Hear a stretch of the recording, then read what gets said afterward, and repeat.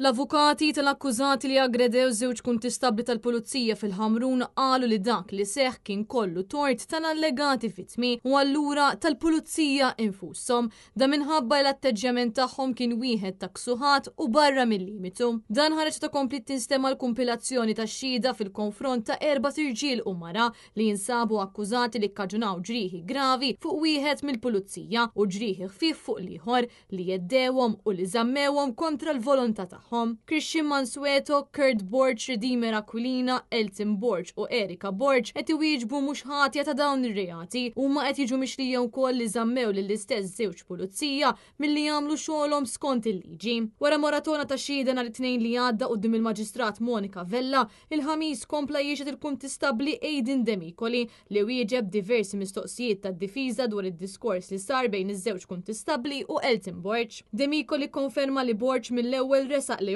battitudni mhux xierqa għal ukoll l-akkużat uża l-ajjad biex jindika li żewġ kuntistabbli l-vettura kienet tiegħu. Mistoqsi dwar diskors li qal ix-xhu dwar ċitazzjoni ta' 5 euro, Demicoli wieġeb li ma jiftakarx. Waqt ix-xhieda huwa tenna li l-pepper spray użah war li qalab diversi daqqiet mill-aħwa Borch u anke war li ra numru ta' persuni ġejjin għalih. Mistoqsi dwar il-body cam li sallum il-ġurnata għadha mitlufa, Demicoli qal li waqatlu darbtejn matul il-kommozzjoni. Id-difiża talbet għal ħelsin mill-arrest tal-5 akkużati, iżda l-prosekuzzjoni gwidata mill-avukat Kevin Valletta fisem l-Avukat Ġenerali oġġezzjona minħabba l-investigazzjoni għadha għaddejja. Għaldaqstant il-qorti qalet li se tkun qed tagħti tigrid dwar it-talba għal ħelsien mill-arrest fil-jiem li ġejjin. Il-prosekuzzjoni qed titmexxa wkoll mill-Ispettur Eliza Scicluna flimkien mal-Avukat mill-Uffiċċju tal-Avukat Ġenerali Jennifer Polidano. Għall-akkużati qed jidhru l-avukati Franco De Bono, Arthur Azzopardi, Jacob Magri, Charles Merċiqa, Mario Mifsud, Nicholas Mifsud, Alex Sherry Herrera u Matthew Xwiereb fil-waqt li għaż-żewġ kuntistabbli qed jidher l-avukat Hermin Mula.